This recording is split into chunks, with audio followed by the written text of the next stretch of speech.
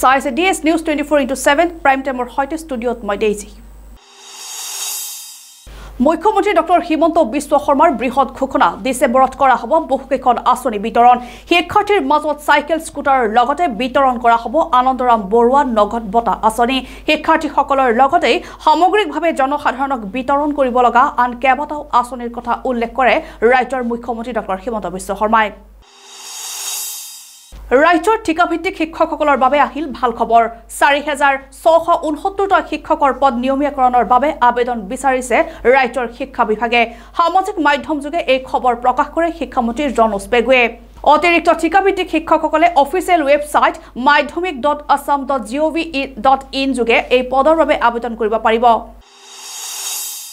মুখ্যমন্ত্ৰী হিমন্ত বিশ্ব শৰ্মাই আজি সাক্ষাৎ কৰে প্ৰধানমন্ত্ৰী নৰেন্দ্ৰ মোদীক 2025 ফেব্ৰুৱাৰীত অসমত অনুষ্ঠিত হ'ব বিনিয়োগকাৰী আৰু আন্তঃগাঁথনি সন্মিলনৰ লগতে বিশাল ঝুমুৰ নৃত্যৰ প্ৰদৰ্শন অনুষ্ঠান উক্ত অনুষ্ঠানত প্ৰধানমন্ত্ৰীগৰাকীক উপস্থিত থাকিবলৈ অসমবাসীৰ হৈ আমন্ত্ৰণ জনায় মুখ্যমন্ত্ৰী হিমন্ত বিশ্ব শৰ্মাই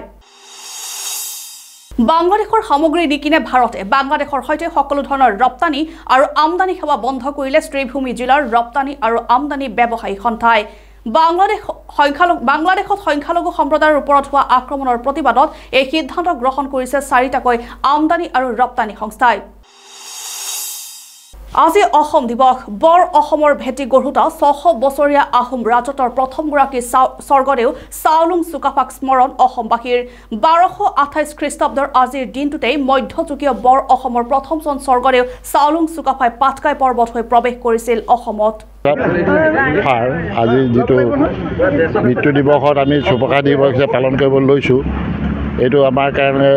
এটা অসমৰ কাৰণে বৰ গৌৰৱৰ কথা কাৰণ যিজন মানুহে ইয়াত আহি পেলাই তাই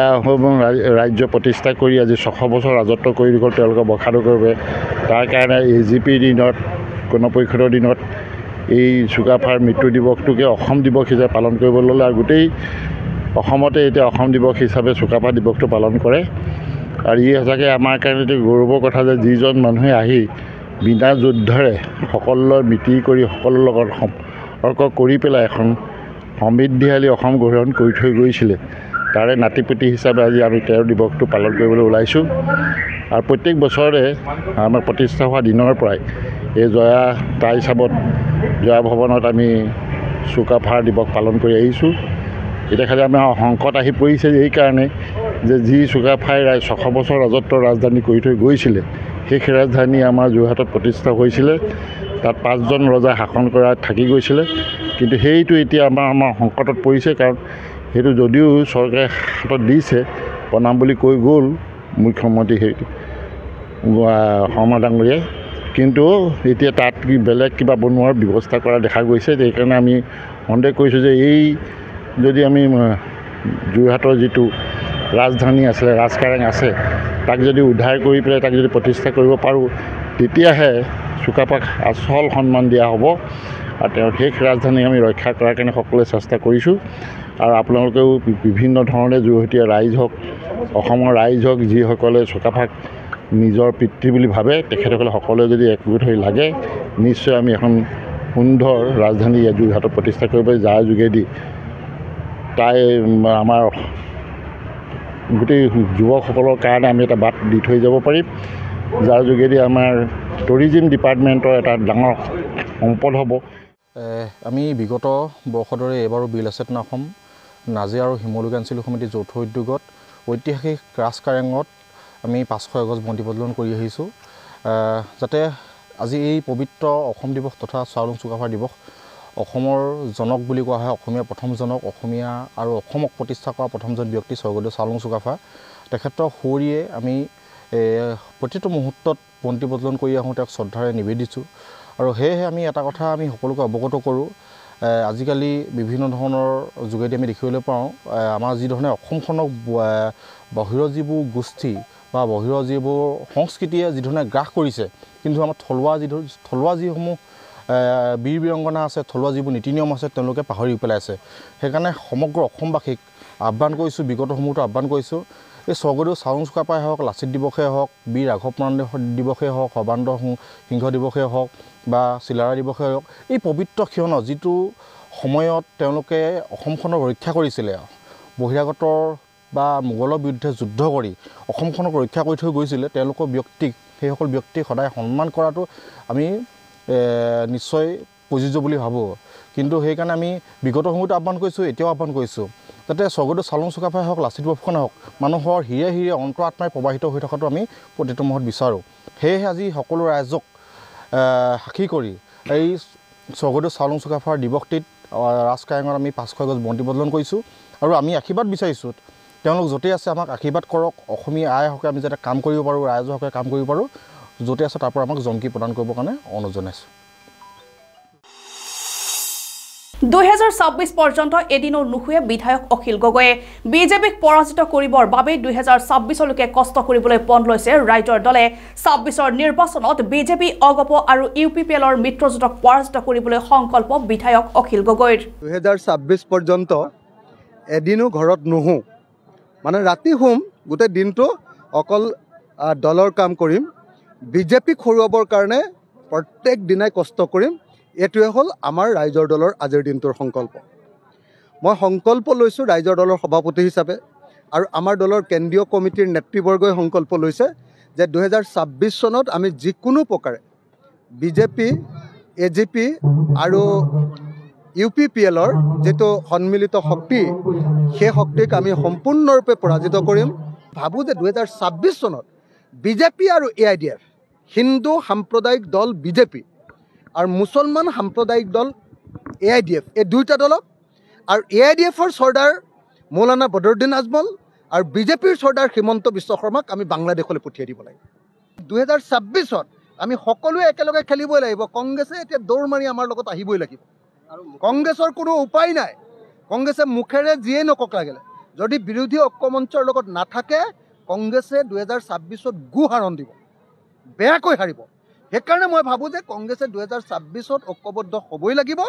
মই আশা কৰোঁ কংগ্ৰেছে এতিয়া আৰু অহংকাৰ নকৰিব আৰু কাকো প্ৰতাৰণা, কাকো বিশ্বাসঘাতকতা কৰাৰ ৰাজনীতি নকৰিব।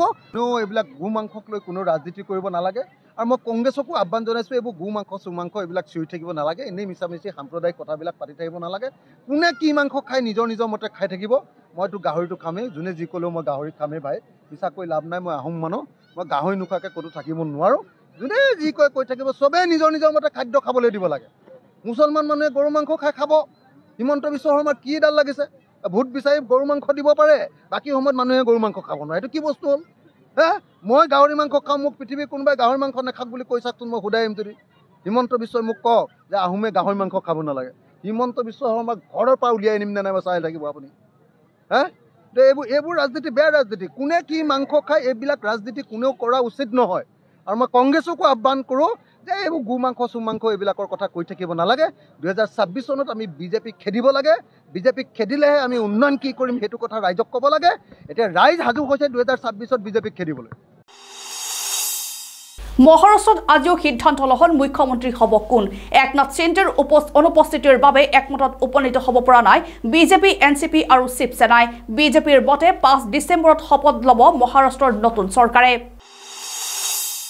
মুখ্যমন্ত্ৰী কেন্দ্ৰিক যুঁজৰ মাজতে মহাৰাষ্ট্ৰক লৈ দিল্লীত বিজেপিৰ ডাঙৰ সিদ্ধান্ত। কেন্দ্ৰীয় মন্ত্ৰী নিৰ্মলা সীতাৰমণ আৰু গুজৰাটৰ প্ৰাক্তন মুখ্যমন্ত্ৰী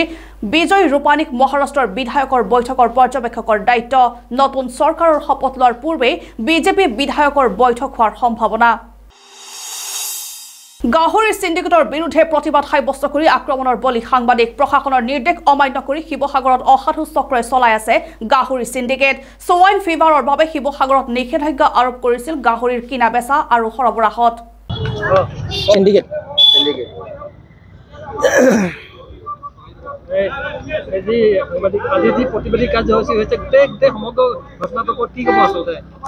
আচলতে এই যিহেতু যোৱাকালি যি সাংবাদিকৰ ওপৰত গুণ্ডা বাহিনীয়ে যি মাৰপিটৰ দৰে কাৰ্য সংঘটিত কৰিবলৈ তেওঁলোকে হ'ল তাৰ প্ৰতিবাদত আজি কাৰ্যসূচী গ্ৰহণ কৰা হৈছে। এই কাৰ্যসূচীতে প্ৰথম নহয়, সাংবাদিকৰ ওপৰত যি আক্ৰমণ কৰা আগতে কেইবাটাও কাৰ্যসূচী ইতিমধ্যে হৈ গৈছে। দেখা গৈছে যে এটা চিণ্ডিকেট, আমগুৰি মানে যে চিণ্ডিকেট, জাজি মানে যেন চিণ্ডিকেট, ইয়াতে চিণ্ডিকেট চলে, গাহৰিৰ চিণ্ডিকেট চলে, ইয়াতে চুপাৰীৰ চিণ্ডিকেট চলে, ইয়াত অৰুণাচলী সুৰাৰ চিণ্ডিকেট চলে, ইয়াত অবৈধ ড্ৰাগছৰ চিণ্ডিকেট চলে, সকলোৰে চিণ্ডিকেটত আমগুৰি নগৰ পৰিণত হৈছে। আমি লাজ পাইছোঁ, আমি বিভিন্ন জেগালৈ গ'লে আমি ইতিমধ্যে লাজ পাওঁ যে আমগুৰি নগৰ মানে এতিয়া চিণ্ডিকেট। ইতিমধ্যে দেখা গৈছে এই চিণ্ডিকেট চক্ৰটোৱে চুপাৰীয়ে হওক, গাহৰিয়ে হওক, কয়লাই হওক, অৰুণাচলী সুৰাই হওক, এই চিণ্ডিকেটটো একলগ হৈ পেলাই তেওঁ আমগুৰি নগৰৰ মাজেৰে সকলো চিণ্ডিকেট তেওঁলোকে অব্যাহত ৰাখিছে। একাংশ দল সংগঠনক তেওঁলোকে মেনেজো কৰিব বিচাৰিছে। গোটেই কথাটো হ'ল যে এই মুহূৰ্তত দেখা গৈছে যে ভূঞা ভাতৃদ্বয়ে যি গাহৰি অবাধ এই অৰুণাচললৈ মানে পাহাৰলৈ তেওঁলোকে ছাপ্লাই কৰি আহিছে। আমি জানো তেওঁলোকে এই সোৱাইন ফিভাৰৰ মাজতো তেওঁলোকে গাড়ী নি পেলাই তেওঁলোকে পাহাৰত তেওঁলোকে ৰাখে আৰু পাহাৰৰ পৰা তেওঁলোকে সৰু সৰু গাড়ীয়ে ডুবদৰ, বৰচিলা, আমগুৰি নগৰৰ মাজে মাজে মাজৰাতি আৰু 5 ৰাতি তেওঁলোকে গাহৰি সৰবৰাহ কৰে বহিৰাজ্যলৈ,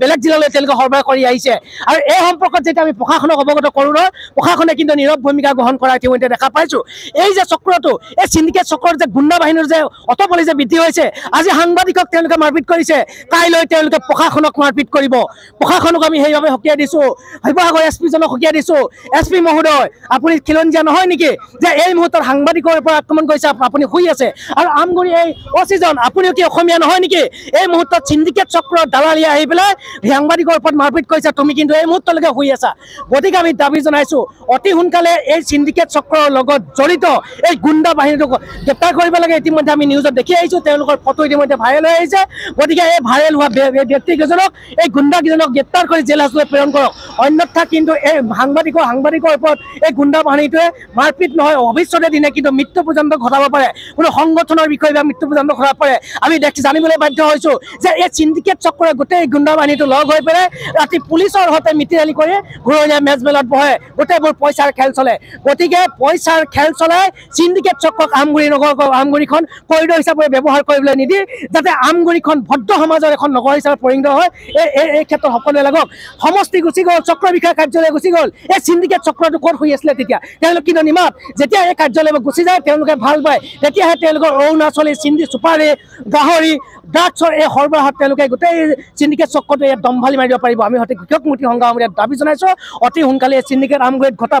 চলি থকা চিণ্ডিকেট চক্ৰ বন্ধ কৰক। আৰু এই গাহৰিৰ লগতে যে সোৱাইন ফিভাৰৰ মাজতো তেওঁলোকে এই গাঁৱলীয়া পশুপালকসকলক তেওঁলোকে মূৰত মাধমাৰ মাৰি বাহিৰৰ পৰা যি গাহৰি সৰবৰাহ কৰিছে তেওঁলোকক গ্ৰেপ্তাৰ কৰক। অন্যথা কিন্তু সাংবাদিকসকলে হওক, কৃষক মুক্তি সংগ্ৰাম আমি এতিয়া কিন্তু অনাগত দিনত আমি প্ৰতিবাদী কাৰ্যসূচী গ্ৰহণ কৰি যাম। পুনৰ বিতৰ্কিত মন্তব্য শৃংখল চলিহাৰ। বাংলাদেশত হিন্দুৰ ওপৰত হোৱা আক্ৰমণক লৈ প্ৰতিক্ৰিয়া ব্যক্ত শৃংখল চলিহাৰ। শৃংখল চলিহাই উল্লেখ কৰিছে যে বাংলাদেশত হিন্দুৰ সৈতে বীৰ লাচিত সেনাৰ কোনো ধৰণৰ সম্পৰ্ক নাই। বাংলাদেশত হিন্দুৱে মাৰ খাইছে খাওক, বৰাকত বাংলাদেশে প্ৰতিবাদ কৰি আছে। আধাৰ কাৰ্ড থাকিলেই ভাৰতৰ নাগৰিক হৈ নাযায়, বৰাকৰ প্ৰতিবাদকাৰী। আপোনালোকে কওকচোন বাৰু, বাংলাদেশত হিন্দু মানুহৰ ওপৰত আক্ৰমণ হৈছে, সেইটো লোকৰ আমাৰ কি সম্পৰ্ক? তেওঁলোকৰ আইন আছে, তেওঁলোকৰ পুলিচ আছে, তেওঁলোকৰ আৰ্মি আছে, তেওঁলোকে ব্যৱস্থা ল'ব, এতিয়া আমি ব্যৱস্থা ল'ম। এতিয়া বৰাক ভেলীত যিটো আন্দোলন হৈ আছে সেইখিনি গোটেইখিনি বাংলাদেশী আন্দোলন কৰি আছে, সিহঁতিতো চব বাংলাদেশৰ পৰা আহি ইয়াত আধাৰ কাৰ্ডখন থাকিলে বুলিয়ে সিহঁতি ভাৰতীয় নহয়তো। কথাবিলাক স্পষ্ট হ'ব লাগে। আজি আমাৰ ইয়াত কা আন্দোলন হ'ল, বাংলাদেশত কিবা হ'ল নেকি? আমাৰ ইয়াত কা আন্দোলন হওঁতে বাংলাদেশৰ সমাজ ব্যৱস্থা বা ৰাজনৈতিক ব্যৱস্থাত কিবা প্ৰভাৱ পৰিলে নেকি? নাই পৰা। বাংলাদেশত কিবা এটা হৈছে, আমাৰ তাত এনেই আমাৰ তেলখিনি জুইখিনি বৰাকত খৰচ কৰি আছে, বাঁহকেইডাল খৰচ কৰি আছে। চিণ্ডিকেটতো আপোনালোকৰ ইয়াতে কাঠৰ চৰ্দাৰজন ইয়াতে আছে, গোবিন্দ চৰকাৰ বুলি। আপোনালোকৰ ইয়াতে গোবিন্দ চৰকাৰ বুলি কাঠৰ চৰ্দাৰ এজন আছে ন ৰঙিয়াত? অঁ, এয়া বৰপেটাৰ ৰঙিয়া। গোবিন্দ চৰকাৰক এৰেষ্ট কৰিব লাগিছিলে, কিন্তু আপোনালোকৰ ওচৰৰে বিধায়ক এজনৰ খুব লগৰ বুলি শুনিছোঁ, সেইকাৰণে এৰেষ্ট নকৰে। আৰু গোবিন্দ চৰকাৰে গোটেই বস্তুটো অৰুণাচলৰ পৰা অপাৰেট কৰে। আমি এইবিলাক চব কথা জানো।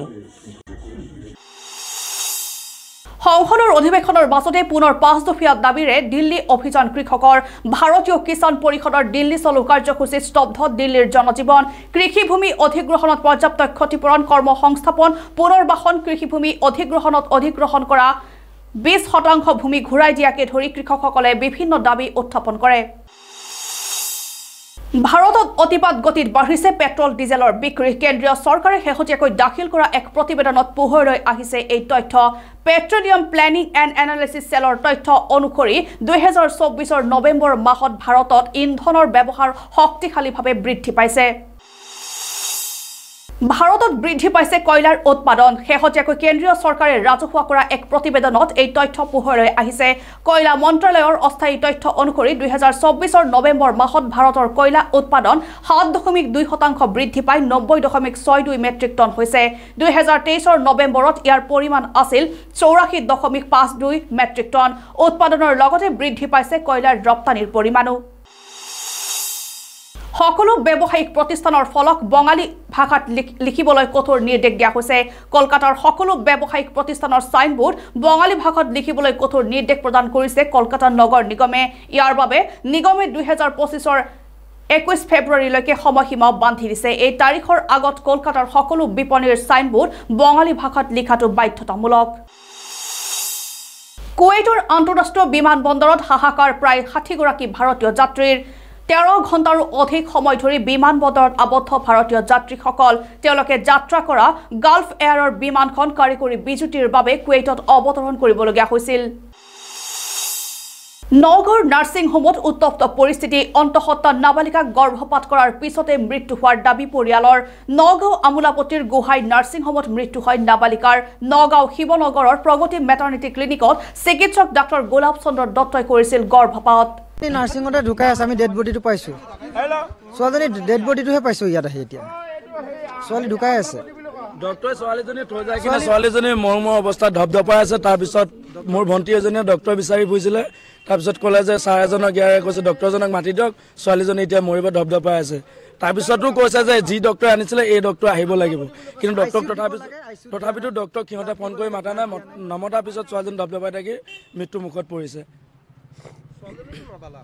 ছোৱালীজনী নাবালক হয় 14 বছৰ মোৰ ভনী হয় নাবালক ছোৱালী 14 বছৰ মোৰ ভনী হয় ফটো আছে বাৰ্থ চাৰ্টিফিকেট আছে সিহঁতে পইচা মৃত্যু হোৱাৰ পিছতো সিহঁতে 15,000 টকা লৈছে এইটো আপোনাৰ ডক্টৰে লৈছে মৃত্যুৰ পিছতো 15,000 টকা লৈছে এই গোহাই নাৰ্ছিঙত বোকাজান আৰক্ষী থানাৰ অন্তৰ্গত 39 নং ৰাষ্ট্ৰীয় ঘাইপথৰ হাতীগড়ত এক শোকাবহ পথ দুৰ্ঘটনা AS09K2284 নম্বৰৰ এখন তীব্ৰবেগী বাইকে বোকাজানৰ পৰা ডিমাপুৰ দিশে গৈ থকা AS09AC9400 নম্বৰৰ এখন অটোত প্ৰচণ্ড জোৰে খুন্দা মৰাৰ ফলতে থিতাতে নিহত হয় ৰহন টিমুং নামৰ লোকজন সকলোকে স্তম্ভিত কৰি মাত্ৰ 37 বছৰ বয়সতে অৱসৰ ঘোষণা 12 ফেইল খ্যাত বিক্ৰান্ত মাছেৰ সোশ্যাল মিডিয়াত এই কথা ঘোষণা কৰে অভিনেতাগৰাকীয়ে মাত্ৰ 37 বছৰ বয়সতে কেৰিয়াৰৰ শিখৰত উপনীত হোৱাৰ সময়তে তেওঁৰ এনে সিদ্ধান্তত এতিয়া স্তম্ভিত হৈ পৰিছে অনুৰাগীসকল আঘোনৰ পথাৰত চহা খেতিয়কসকল ব্যস্ত সোণগুটি চপোৱাত আঘোন মানে সোণোৱালী পথাৰ আৰু আঘোনৰ সোণোৱালী পথাৰত দাৱনীৰ পাৰ ভঙা উচা আঘোনৰ পথাৰত এতিয়া পকা ধান কৃষকে হেঁপাহেৰে বুটলিছে সোণগুটি শাওণমহীয়া প্ৰখৰ ৰ'দ বৰষুণ বোকা পানী গছকি বহু হেঁপাহেৰে কৰা খেতিডৰা এতিয়া উপচি পৰিছে সোণগুটি ধাননিৰে এয়া গোলাঘাট আধুলি চুকৰ দৃশ্য ধানদুৱাৰ মাজতে এইদৰে দাৱনীয়ে জুৰিছে বিহুনাম লগতে লৈছে পথাৰত ৰবাব টেঙাৰ জুতি নলবিৰিঙাৰ পাৰ ব্ৰহ্মপুত্ৰ হালিছে জালিছে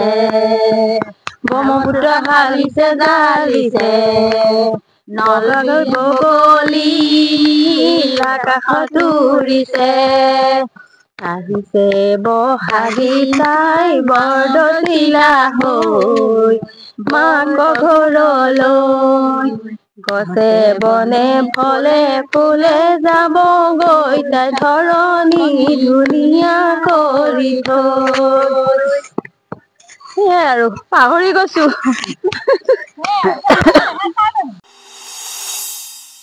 মাজুলী জিলা যুটীয়া স্বাস্থ্য সেৱা সঞ্চালক কাৰ্যালয়ত সংবাদমেল স্বাস্থ্য সেৱা উৎসৱ 3 অনুষ্ঠিত সম্পৰ্কত এই সংবাদমেল সম্বোধন কৰে জিলা যুটীয়া স্বাস্থ্য সঞ্চালক লোকনাথ দেউৰীয়ে সমগ্ৰ অসমৰ লগতে মাজুলী জিলাতো অহা 5 ডিসেম্বৰৰ পৰা 2024 লৈ স্বাস্থ্য সেৱা উৎসৱ 3 অনুষ্ঠিত কৰাৰ সিদ্ধান্ত গ্ৰহণ কৰিছে এই বৰ্ষত মাজুলী জিলাত মুঠ 16টা স্বাস্থ্য কেন্দ্ৰক সামৰি লোৱা হৈছে জনাবলৈ পাই সুখী হৈছো যে অসম চৰকাৰৰ স্বাস্থ্য আৰু পৰিয়াল কল্যাণ বিভাগে যোৱা 2টা বছৰে স্বাস্থ্য সেৱা উৎসৱ 1 আৰু স্বাস্থ্য সেৱা উৎসৱ 2 সফলভাৱে সম্পন্ন কৰিছে সমগ্ৰ ভাৰতবৰ্ষৰ ভিতৰত অসমতে প্ৰথমে আৰম্ভ হোৱা এই স্বাস্থ্য সেৱা উৎসৱৰ মূল লক্ষ্য হৈছে সামগ্ৰিকভাৱে ৰাজ্যৰ স্বাস্থ্য খণ্ডৰ আন্তঃগাঁথনিৰ উন্নীতকৰণ আৰু জনসাধাৰণক গুণগত মানসম্পন্ন স্বাস্থ্য সেৱা প্ৰদান সুনিশ্চিত কৰা স্বাস্থ্য সেৱা উৎসৱৰ জৰিয়তে ৰাজ্যৰ স্বাস্থ্য সেৱা খণ্ডৰ ব্যৱস্থা আৰু অভাৱসমূহ চিনাক্ত কৰি স্বাস্থ্য সেৱা ব্যৱস্থাক অধিক ফলপ্ৰসূ আৰু কাৰ্যক্ষম কৰি ৰাষ্ট্ৰীয় জনস্বাস্থ্য সেৱাৰ মান IPHS লৈ উন্নীত কৰাৰ এক পদক্ষেপ গ্ৰহণ কৰা হৈছে সমগ্ৰ অসমৰ লগতে মাজুলী জিলাতো অহা 3 ডিচেম্বৰৰ পৰা 5 ডিচেম্বৰলৈ স্বাস্থ্য সেৱা উৎসৱ 3 অনুষ্ঠিত কৰাৰ সিদ্ধান্ত গ্ৰহণ কৰা হৈছে এই বৰ্ষত মাজুলী জিলাত মুঠ 16টা স্বাস্থ্য কেন্দ্ৰত সামৰি লোৱা হৈছে ইয়াৰ ভিতৰত এখন জিলা চিকিৎসালয় এখন উপজিলা চিকিৎসালয় আৰু এখন সামূহিক চিকিৎসালয় আৰু এখন মডেল চিকিৎসালয় আৰু 7টা ক্ষুদ্ৰ প্ৰাথমিক স্বাস্থ্য কেন্দ্ৰ লগতে 5টা আমাৰ উপস্বাস্থ্য কেন্দ্ৰ বা আজিকালি আয়ুষ্মান আৰোগ্য মন্দিৰ সামৰি লোৱা হৈছে স্বাস্থ্য কেন্দ্ৰসমূহৰ নামবোৰ আপোনালোক কৈ দিছোঁ শ্ৰী শ্ৰী পীতাম্বৰদেৱ গোস্বামী জিলা চিকিৎসালয় গড়মূৰ 50খন বিচনাযুক্ত আয়ুৰ্বেদিক হস্পিটেল শ্ৰীৰাম চাপৰি জেংৰাইমুখ মডেল হস্পিটেল জেংৰাইমুখ কমলাবাৰী সামূহিক চিকিৎসালয় কমলাবাৰী কৰতিপাৰ ক্ষুদ্ৰ প্ৰাথমিক চিকিৎসালয় গেৰেকী ৰিভাৰাইন ক্ষুদ্ৰ প্ৰাথমিক চিকিৎসালয় ৰতনপুৰ লাহন ক্ষুদ্ৰ প্ৰাথমিক চিকিৎসালয় ৰতনপুৰ মিৰি ক্ষুদ্ৰ প্ৰাথমিক চিকিৎসালয় ৰঙাচাহী ষ্টেট ডিছপেঞ্চেৰী দক্ষিণপাট ষ্টেট ডিছপেঞ্চেৰী আৰু বনগাঁও ষ্টেট ডিছপেঞ্চেৰী লগতে আমাৰ 5খন সাব চেণ্টাৰ থাকিব এই সাব চেণ্টাৰসমূহ হৈছে পটিয়া চুমৈমাৰী উপস্বাস্থ্য কেন্দ্ৰ ভকতিদুৱাৰ উপস্বাস্থ্য কেন্দ্ৰ বহুমৰা কৈৱৰ্ত উপস্বাস্থ্য কেন্দ্ৰ ফুলনি উপস্বাস্থ্য কেন্দ্ৰ আৰু মালাপিণ্ডা উপস্বাস্থ্য কেন্দ্ৰ ইতিমধ্যে মাজুলী জিলাৰ উক্ত চিকিৎসা 16টা চিকিৎসা কেন্দ্ৰতেই আন্ত মূল্যাংকন যিটো আমি ইণ্টাৰনেল এছেছমেণ্ট বুলি কওঁ সেইটো সম্পূৰ্ণ হৈ গৈছে এতিয়া বহি মূল্যাংকনৰ অৰ্থাৎ এক্সটাৰ্নেল এছেছমেণ্টৰ কাৰণে অসম চিকিৎসা মহাবিদ্যালয় ডিব্ৰুগড়ৰ পৰা 5জনীয়া এটা বিশেষজ্ঞ চিকিৎসকৰ দল আহিব ইয়াৰ লগতে মাজুলী জিলাৰ বিভিন্ন ডিপাৰ্টমেণ্টৰ ছিনিয়ৰ অফিচাৰসকলৰ পৰা 12জন বিষয়াই স্বাস্থ্য উৎসৱৰ 3টা দিনতে অংশগ্ৰহণ কৰিব তেখেতলোকে উক্ত 16টা চিকিৎসালয়ত বহি মূল্যাংকন কৰিব ইয়াৰ উপৰি IAS, SES, IPS আৰু MLA, MP আদি বিষয়া আৰু জনপ্ৰতিনিধিসকলেও এক্সটাৰ্নেল ইভালুৱেটৰ হিচাপে কাম কৰিব আৰু তেখেতলোকে বিভিন্ন চিকিৎসালয়ত ভিজিট কৰি যাতে আমাৰ যি ব্যৱধান বা অভাৱসমূহ দূৰ কৰিব পাৰে এই ব্যৱস্থাৰ কাৰণে তেওঁলোক ছুপাৰভাইজ কৰিব আৰু জনসাধাৰণৰ বাবে উন্নত তথা গুণগত মানসম্পন্ন স্বাস্থ্য সেৱা যাতে উপলব্ধ হয় তাৰ বাবে ব্যৱস্থা গ্ৰহণ কৰিব এই উৎসৱটি সফলভাৱে পালন কৰিব পৰাত আপোনালোকৰ যাতে সহায় সহযোগ পাওঁ তাৰ কাৰণে আজি আপোনালোকক আমি ইয়ালৈ আমন্ত্ৰণ জনালোঁ আৰু আপোনালোকৰ সহায় সহযোগ কামনা কৰি আজি ইমানতে আমাৰ সামৰণি মাৰিছোঁ ধন্যবাদ ইয়াৰ লগে লগে প্ৰাইম টাইমৰ পৰা মই ডেইজে লৈছোঁ বিদায় চাই থাকিব DS News 24/7